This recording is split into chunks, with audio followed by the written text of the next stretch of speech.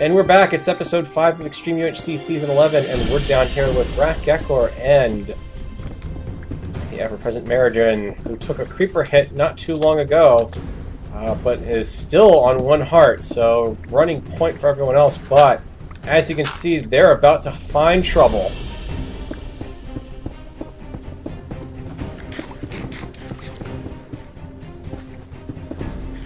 Okay, guys, you want to get out of there. They are...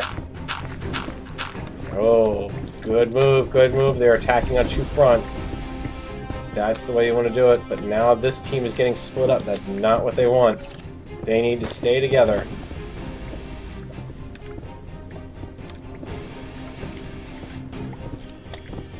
I think they've just about said, is it worth going, still trying to go after them? It might, because they are about to get held up here.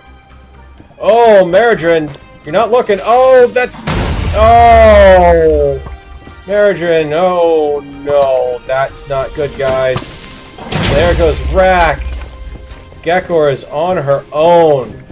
This is disastrous. That is the worst possible thing that could have happened to that team, was that particular encounter. Especially with diamonds right here. Oh, that is just insult to injury. I mean, you cannot ask for anything worse than that. And I think at this point she is just going to have to cut losses and accept that whatever's going on, she has to be very careful here. Unfortunately, now this means that Gareth is in, and while he's taking some hits, Gareth, shield! Use the shield! Uh-oh. You don't want to have that creep. Oh! And there goes all the stuff there. And that just took out another extra diamond, I believe, as well. So that was, as fortunate as it was for this team to have run across that, that was also pretty dangerous. Somehow he is still on 10 hearts, so he must be rocking that apple at this point. Absolutely amazing. That was disaster for Geckor. She's not going to be able to get anything back from her team. And now she's got the added stress of sounding like someone is digging down to her as they go after diamonds that their group could have had. That was very heartbreaking right there, folks. And unfortunately, I think that really spells the end of Geckor's run on this one. Gareth and team lucked out by the seat of their pants with the PvE there. They got all the drops off of one person, and unfortunately the rest of the drops lost due to that creeper explosion. But wow. That was amazing, and they are still dealing with skeletons out here too, amazingly enough. And Geckor has actually got the advantage now because the other team is feeling pretty confident at this point for them to be walking around doing nothing. I mean, they're not shifted or anything, so Geckor is down here just hanging on by a thread. And unfortunately, as you can see, she doesn't have much of a place to go right now because a lot of what she's near is just nothing but lava lakes there. And unfortunately, I think her time has run out in her hiding spot here. Oh! Ooh. That's interesting. Carol, you could have taken down Geckor at that point, and I think she's actually trying to lure them in, or she just inadvertently hit the shift key again, because she definitely unshifted for a split second there.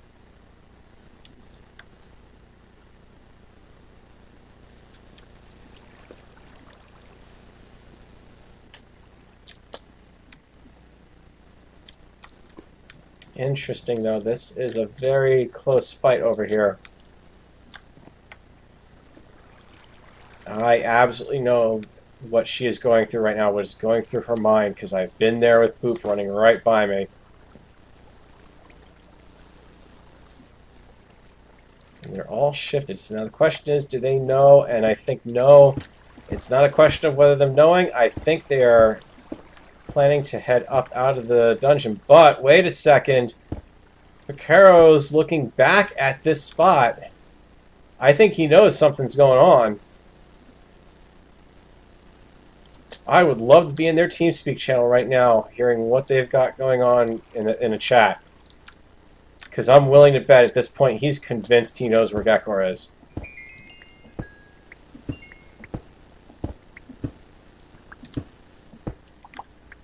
Right above your head, Geckor. Oh.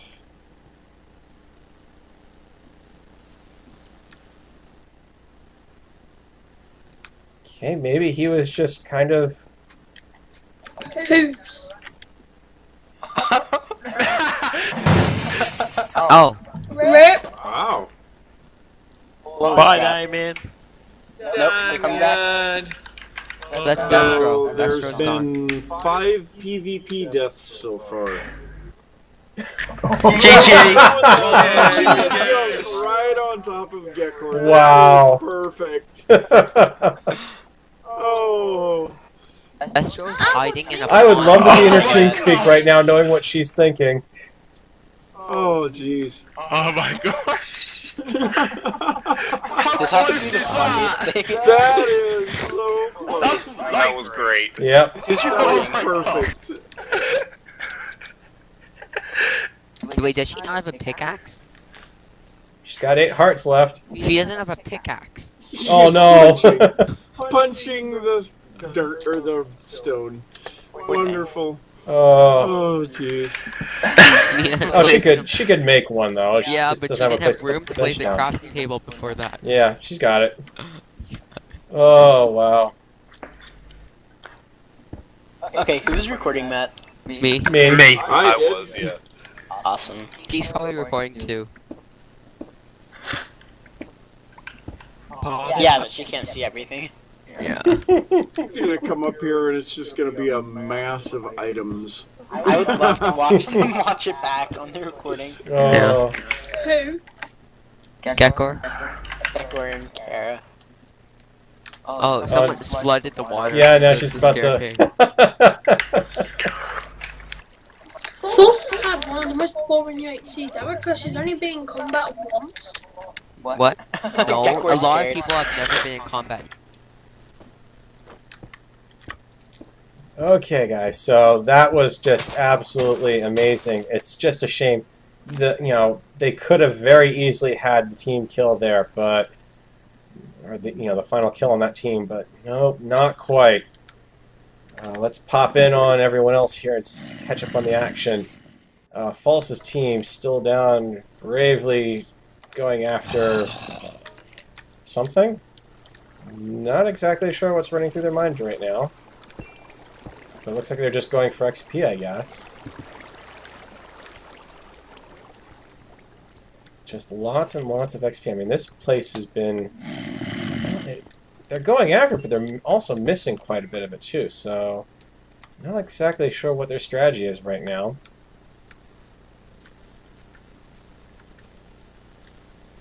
Let's find X's team here.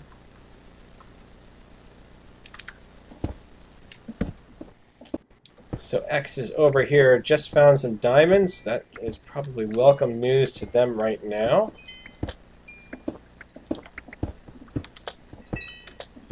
Come on. 8 hearts, and hasn't picked up the diamonds yet. Probably just looking for lava to be on the safe side. 8 hearts, and yep, so they're probably in a decent spot, but they're going to need a lot more than that for diamonds if they're going to try to catch up with some of the other teams here. Some exposed diamonds over there, but I'm not sure they're necessarily going to find it.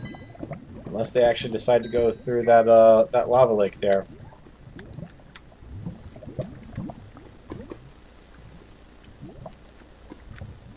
Let's check up on my team. Thunderhawk up on the surface with a slime ball. Kemi, what do you have in mind right now? You've got a golden apple, you've got plenty of gold, so that's good. 2 golden apples. Oh, and 2 golden apples, so they are gappled up at this point.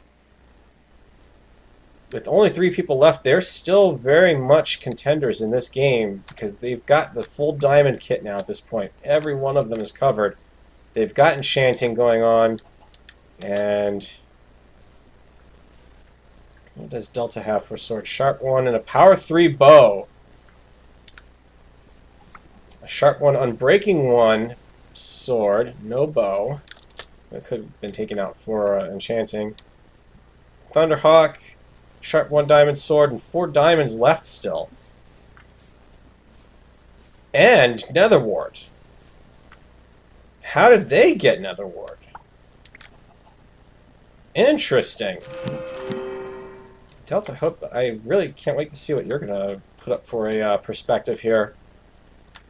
I think that's really kind of the team to beat here. Which is ironic because it seems like every time I'm on a team that's doing really good, it's the team that I've died on early. Or never made it to the final episode with, which is really bizarre how that works out. Let's see what else we've got going on. Let's take a pop over to Geckor, see how her solo survival is going. Oh man, she does not have a fun episode ahead of her, or a fun UHC period ahead of her.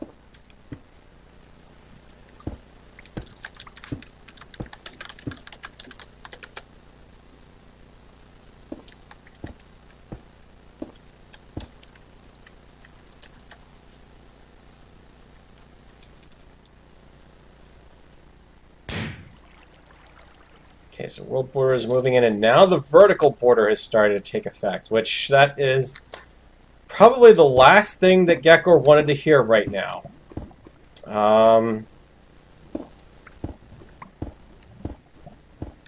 So Gekkor's not going to have too much longer to stay hanging out down here, unfortunately.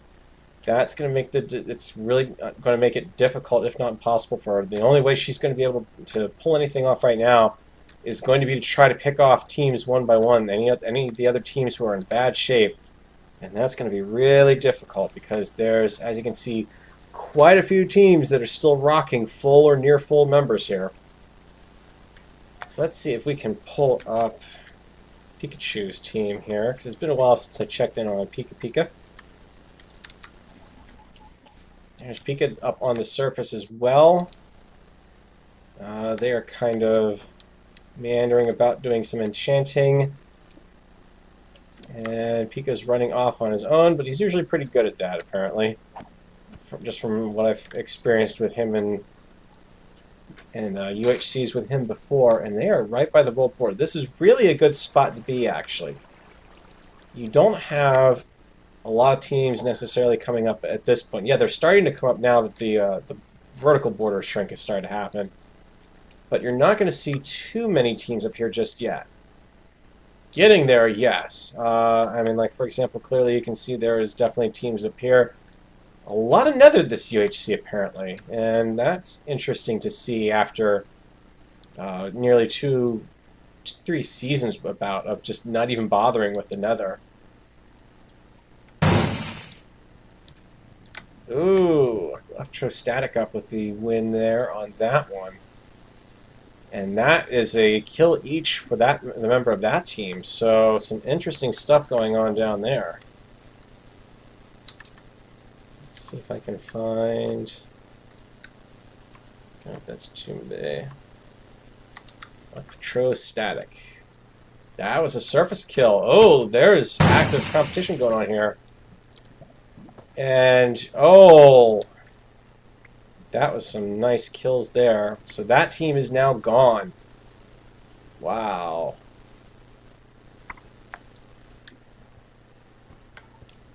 So for a two-person team, that's 3 kills. That's not bad. That is not bad at all. But unfortunately, I don't think they're going to get much out of that pile aside from more enchanted stuff. And I don't think they're going to necessarily... Ugh, too hard. That was a victory, but it cost them. 15 gold. They've got 15 apples, but not enough gold for... Yeah, they don't have enough to put together any gold apples at this point, and I don't think there's anything left. I mean, they've even got the player heads at this point that they could make apples with, but they just don't have them.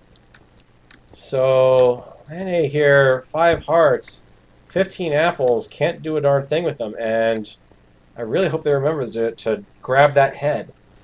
Because if they do manage to run across some gold, that is going to be the big selling point for them. Come on, Electro, find that head.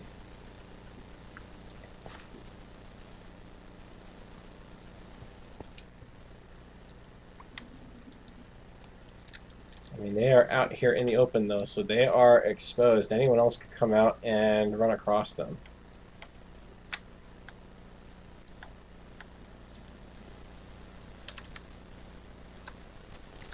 Let's take a look at Jaiwei here, and they are all down in the bottom level here. Like Respawn, Turducken, and Physics. Looks like they are just basically trying to get XP off of some stuff here for enchanting. Oh, very nice. You've got a decent enchanting setup too, so apparently this team either found a lot of reeds, a lot of leather, or was one of the ones that raided one of the villages that we could see upstairs. They are in reasonably decent shape here. 8 hearts, 10 hearts, and 10 hearts. So they are in very good shape health-wise. So that's the good news. The bad news is with the vertical border coming up, that's the end of their diamond mining. They're not going to have a chance to pick up any more armor unless they're killing someone for it. So that could get a little hairy for them.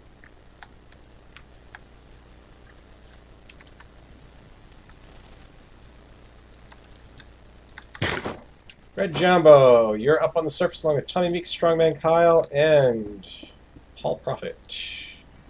Paul Prophet. Riding the edge of the jungle, the ridiculously overly large jungle, which unfortunately they're gonna have to go through to get in, and oh, Fred and Nico are about to stumble across them.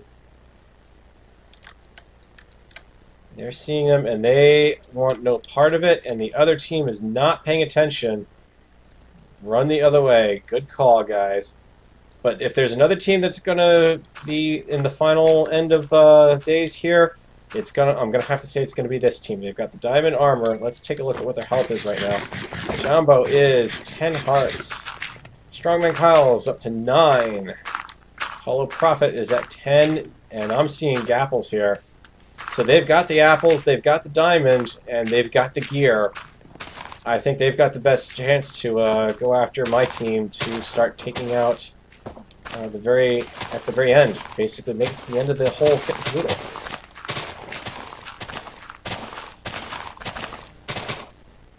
Let's see. False is up top along with her team. Mixed diamond gear and iron.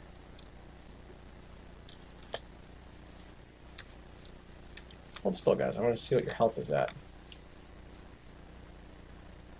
They're in pretty good shape here, but they are also getting pretty close to 0-0 here, so they may have won the race into 0-0. It will be interesting to see if anyone else is going to get in here. Because, ooh, that's where the portal is. Okay.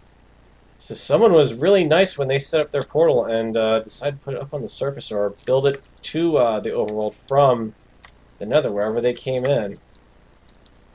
And again, this is the final battleground that we're looking at here, so you know, you don't want to be on that side of the hill, that's for certain. You really want to be up on top, or at least over in this general area. And speaking of which, it looks like we've got a team moving about in that rough area, and that is Electro and Lane here. You guys really don't want to be down in that valley.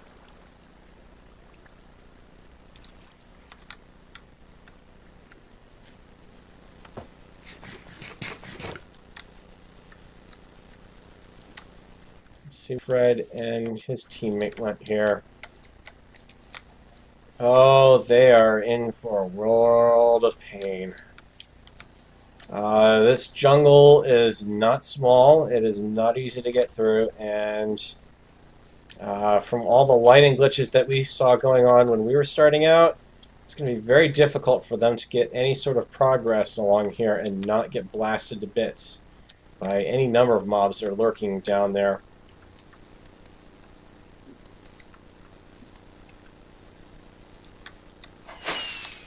And that's the 100-minute marker, so we are now in episode 6, ladies and gentlemen. I'll bring you guys back for the exciting concluding episodes here.